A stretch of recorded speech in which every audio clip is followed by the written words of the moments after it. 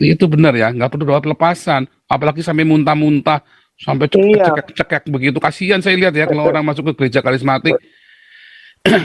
Dulu saya dipaksa muntah loh, oh sampai ya, disokok lehernya, apa mulutnya gitu, biar muntah lah. Itu ada satu persekutuan doa, kalau orang jemaatnya masuk, dia langsung bawa koran, tas plastik, terus langsung nyokok sendiri gitu, biar muntah. Lalu dia bisa ikut. Wah, serem kali yang begini ya. Itu praktek-praktek yang menurut saya nggak pas. Saya nggak mau bilang sesat apa segala macam. Nyatanya di situ nama Yesus juga diberitakan. Cuman maksudnya Anda sedang ditipu oleh ilusi. boleh kita menyiapkan buahnya, ini ngatur meja sembahyangnya nggak apa-apa. Mungkin kita tidak sembahyang. Bahkan juga kalau kita menghadiri orang meninggal, orang Tionghoa misalnya, ya kita boleh berdiri di depan peti bukan untuk sembahyang, hanya untuk menandakan bahwa kita ikut berduka cita.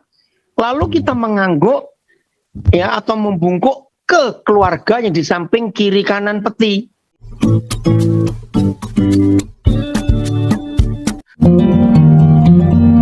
Pak Finis Nabire.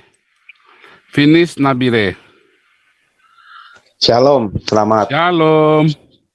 Yang di Pak Paul ini siang kah, malam kah? Siang, jam 4 sore.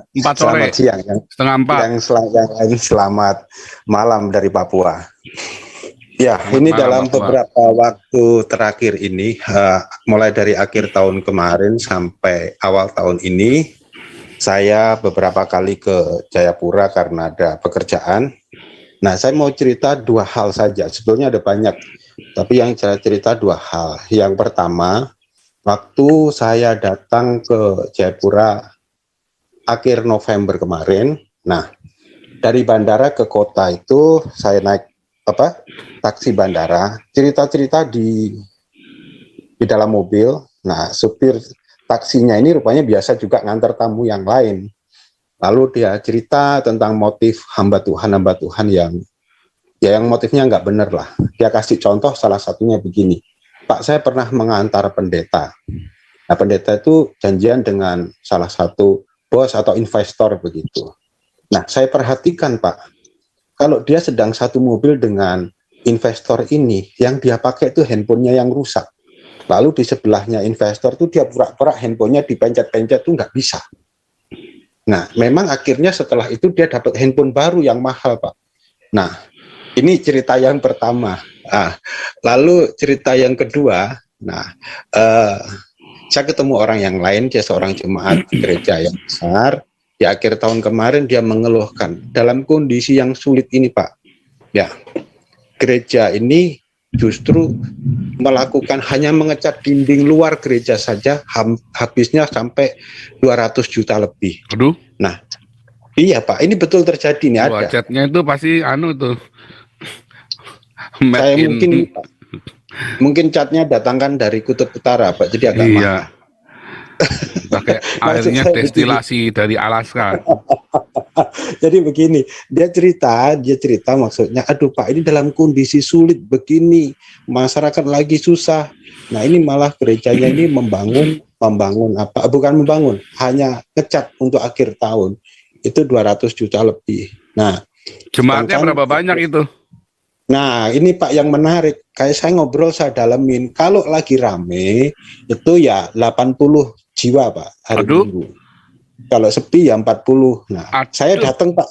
Saya sengaja datang ke gereja itu dan memang gerejanya sangat mewah Pak. Peralatan musiknya semuanya kebetulan saya bisa akses ke dalam, sangat mewah, sangat bagus. Semuanya serba luar biasa. Mic-nya untuk mic-nya ini Pak, saya kebetulan bisa kenal langsung dengan bagian sound engineer-nya. Nah, mic-nya untuk pembicara ini harga 12 juta ya, untuk di Papua ya, untuk harga itu sudah mahal lah Pak. Ya, mungkin di Jakarta ada yang lebih, tapi nggak tahu. Ini 12 juta untuk mic pembicaranya saja Pak.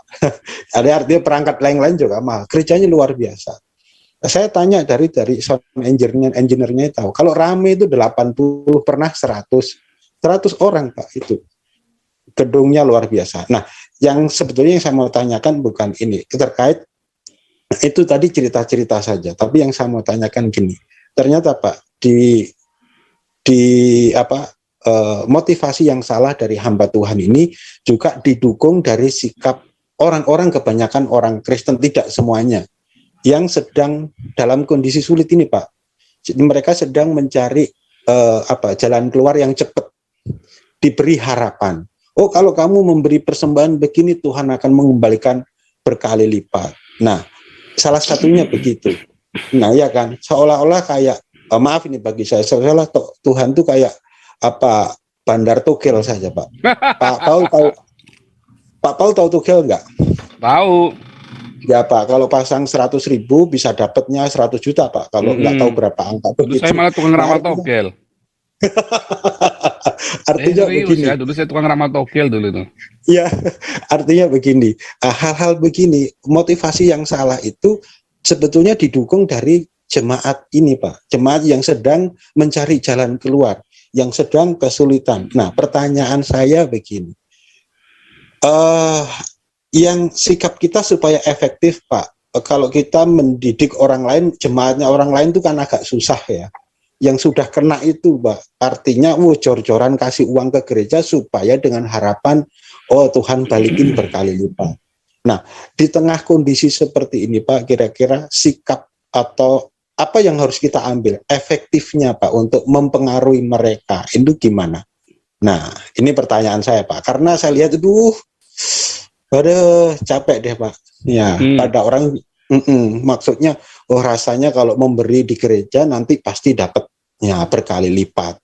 Itu kan. Ini motivasinya, atau kalau dalam kesulitan asal sering datang ke gereja itu didoakan oleh pendeta itu nanti semuanya akan pulih dengan seketika. Artinya Pak, bukan Tuhannya yang dicari akhirnya, tapi pendetanya. Bahkan saya tambahkan satu cerita Pak. Ada salah satu yang spesialis mendoakan ini Pak, pengusaha-pengusaha yang kesulitan, dia bagian mendoakan itu. Nah, jadi supaya kalau Pak Paul punya usahanya lagi seret, dia nanti yang doain Pak. Nah ini ada juga seperti itu.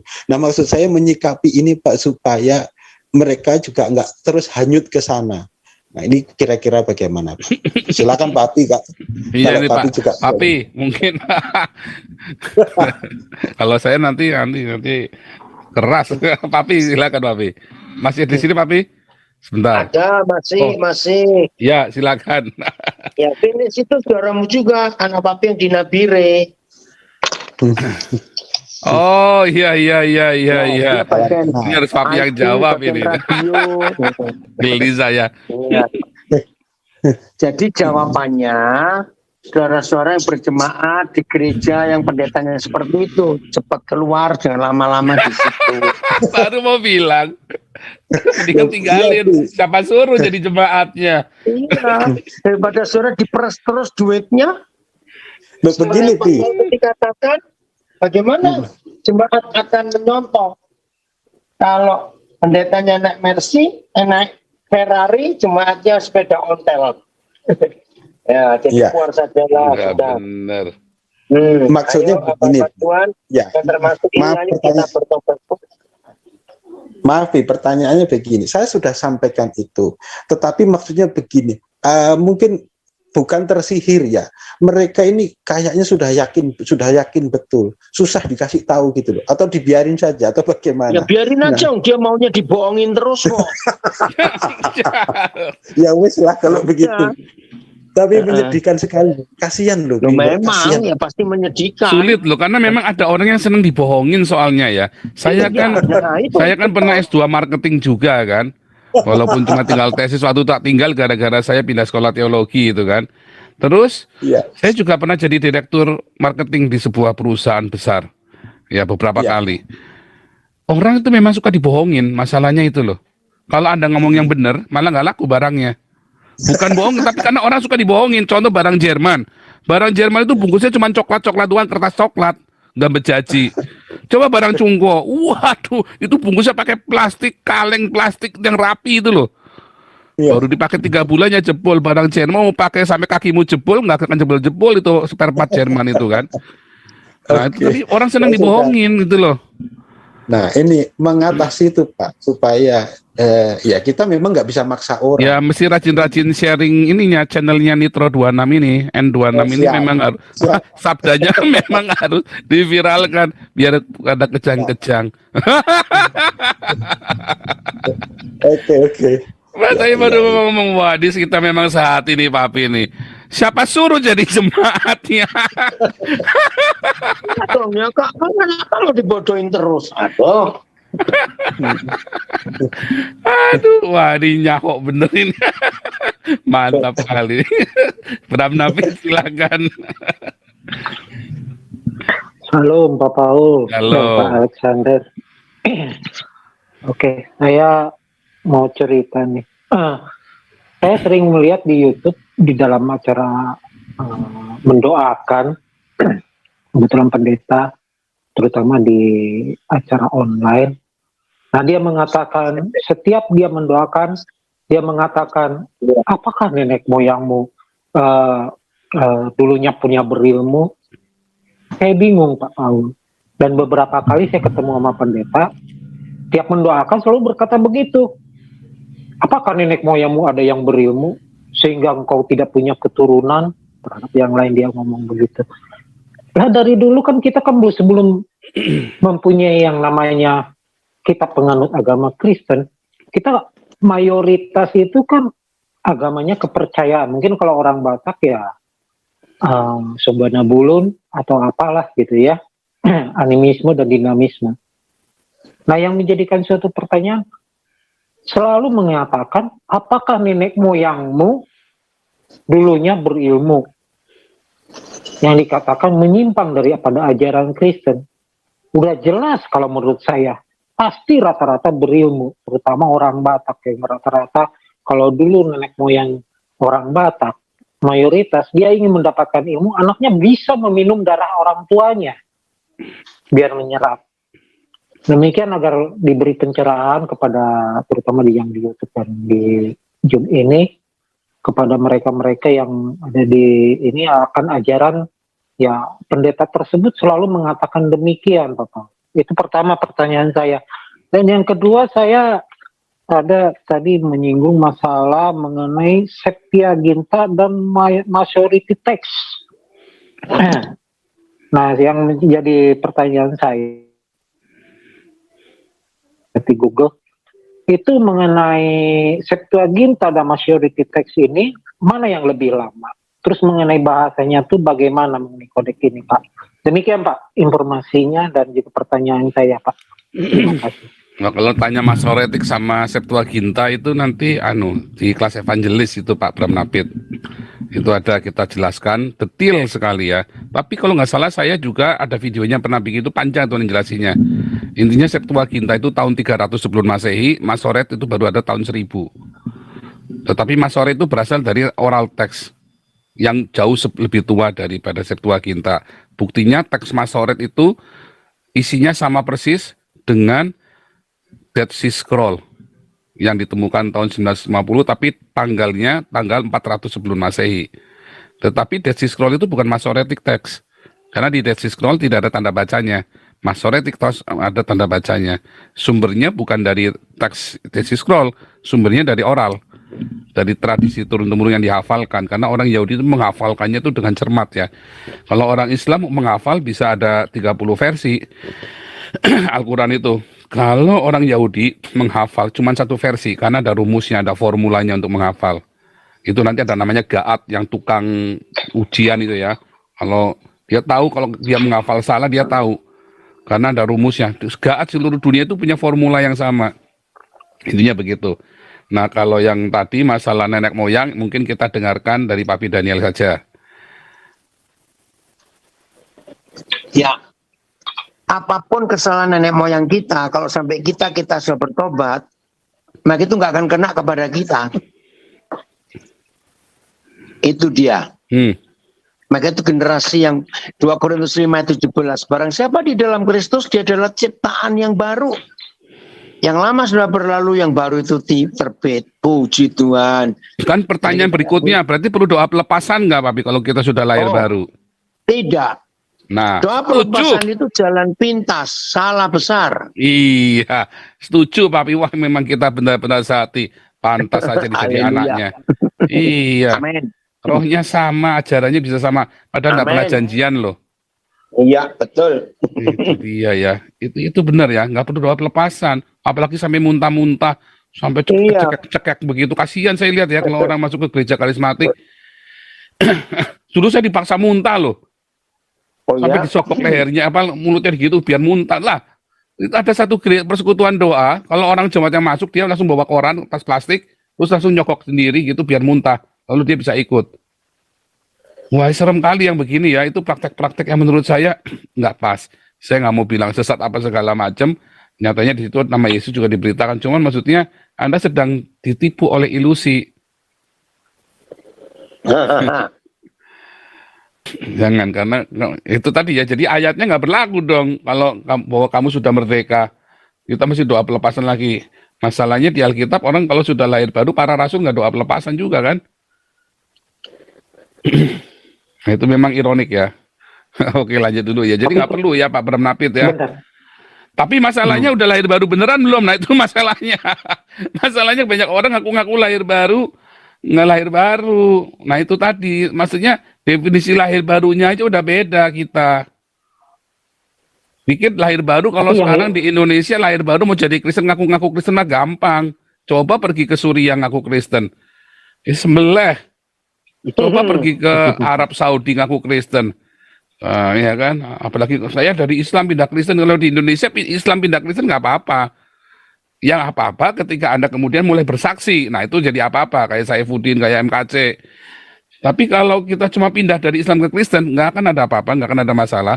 Yusuf Roni pun dipenjara karena dia kemudian bersaksi. Dia cerita waktu kepada orang lain kan, kepindahannya dia. Nah itu yang jadi masalah, karena dianggap memprovokasi kan. Itu yang jadi masalah. Jadi kalau Anda diam-diam juga nggak apa-apa. Saya pindah Islam Kristen, ya udah nggak apa-apa. Tapi begitu ada cerita-cerita kemana-mana, dari gereja ke gereja, kesaksiannya masuk penjara. Walaupun seharusnya nggak Yang boleh saya ya. bingung. Tapi itu kenyataannya begitu. Tapi masalahnya di Indonesia dari dulu, Islam pindah jadi Kristen, ya nggak apa-apa, paling dikucilkan dari keluarganya. Tapi nggak akan sampai disembelih, nggak akan sampai disembelih. Kalau di Arab Saudi, Islam pindah jadi Kristen, wah itu bisa dicambuk, bisa digantung gitu. Termasuk di Iran, kayak kemarin si Bahkan Nana sama dibunuh. Omid cerita kan. Nah itu kalau bilang lahir baru, itu saya percaya itu. Waduh, mau gimana begitu dia lahir baru, keluarganya, bukan cuma dia, keluarganya juga bisa dimiskinkan. Makanya definisi lahir barunya aja sudah beda Pak Branapit. Mungkin aja Iya, pendetanya yang yang saya ngomong aja bingungkan belum lahir baru kali. Nah, itu dia, Pak. Yang saya Iya. bingungkan ini, Pak. Dia menyatakan kan dengan pernyataan dia gitu. Bahwasanya ini harus mengadakan suatu doa pelepasan. Nah, sebelumnya yang didoakan ini dia Kristen. Ternyata harus didoakan doa pelepasan. Yang saya bingungkan di sini tuh saat didoakan itu ya kata Pak Paul tuh jungkir balik lah dan Ya, segala macam muntah-muntah. itu gitu. Jadi sesuatu seperti ada permainan mistik jadinya tuh. Enggak, Sementara itu kalau secara nanti logika itu- nanti kita ada Ibu Dokter Vivina nanti ya cerita psikologi agama ya. Kalau dulu kan kita ada Dokter Siswanto, psikologi kesurupan, ya kan? Menarik, dulu Iya. cari deh Dokter Siswanto, kita ada bikin seminar di udah sini, nonton Pak. ya kan? Nanti kita Iya, bikin maksudnya. psikologi agama, nanti yang itu ya. Nanti kita lihat Iya. agama dari psikologi, ya, dari si Sigmund Freud sama si De Jong gitu ya. Itu menarik sekali nanti. Itu kebetulan itu disertasi saya. Itu menarik sekali nanti. Oke. Wah, itu nanti itu tadi makanya saya berani cerita tentang ilusi agama, tipuan agama itu bukan berarti saya mengajak Anda untuk tidak percaya Tuhan Yesus. Oh, justru makin percaya kalau kita jangan berilusi. Masalahnya tadi ilusi tadi. Tapi kita lanjut. Nanti itu minggu depan. Nanti kita ambil jatah minggu depan. Amin.